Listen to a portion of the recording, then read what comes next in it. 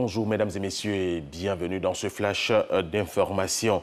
Le Burkina Faso a été la cible d'une attaque terroriste hier dimanche.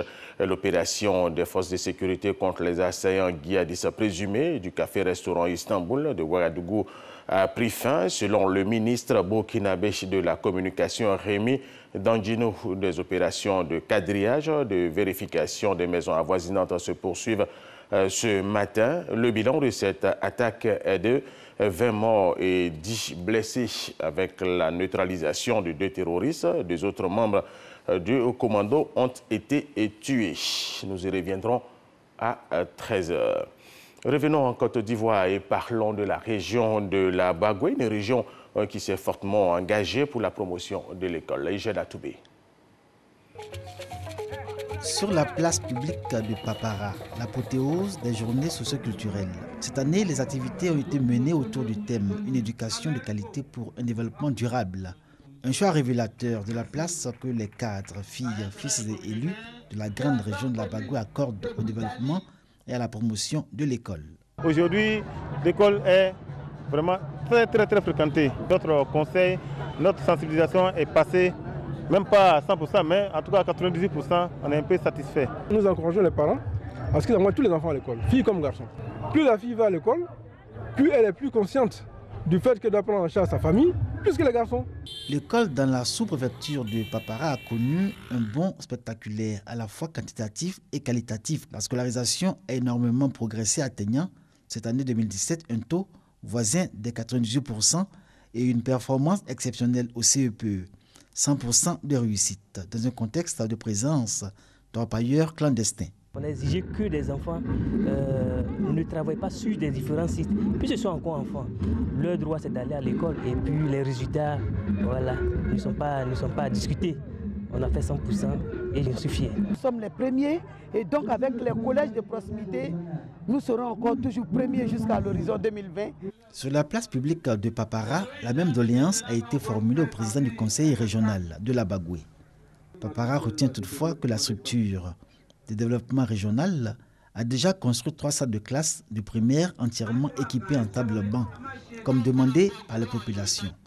Mais pour le collège de proximité d'Henri Papara, l'attente pourrait être encore longue au regard de la minceur du budget d'investissement du conseil régional. Aujourd'hui, pratiquement, le taux de scolarisation dans la Bagoué dépasse les 90%. Au-delà du budget, nous négocions avec des frais, nous négocions avec des structures qui donnent des écoles. À titre d'exemple, l'année dernière, nous avons bénéficié de plus de 6 écoles en dons extérieurs. L'école obligatoire aujourd'hui fait que l'exigence des collèges, en tout cas, devient une pression, aussi bien au niveau du Conseil que du ministère de l'Éducation. Et lancer encore l'appel à l'État de nous faire confiance en accroissant nos revenus pour que nous puissions investir et accroître le contrôle. Papara va néanmoins bénéficier à la demande de l'association des jeunes de la sous-préfecture d'un bâtiment de 3 classes portant le nom de Zélé de Papara, cantatrice très célèbre et fille de ce village. Le président Bamba Siama en a fait la promesse. Cela permettra à l'école primaire de Papara son extension pour devenir groupe scolaire capable d'absorber le flux d'enfants qui frappent à la porte de l'école chaque année.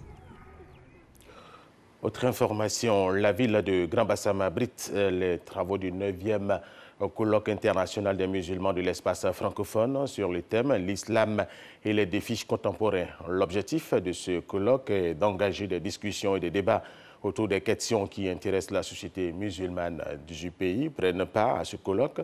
L'ouverture s'est faite en présence du ministre d'État, ministre de la Défense Ahmed Bakayoko. Tout autre chose, le président centrafricain Faustin Archange Touadéra a dit hier dimanche 13 août que la justice sera implacable envers les groupes armés qui ravagent le pays en toute impunité. C'était à l'occasion de la fête de l'indépendance de ce pays.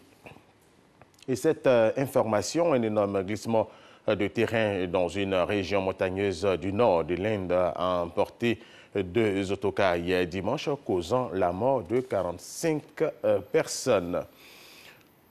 Voilà, et nous allons terminer avec cette information. Les championnats du monde d'athlétisme 2017 se sont achevés à Londres avec un hommage à Usain Bolt, une cérémonie de clôture. Avant cette cérémonie, Allyson Fellis a remporté sa 16e médaille mondiale. Elle a obtenu l'or avec le relais américain aux 400 mètres.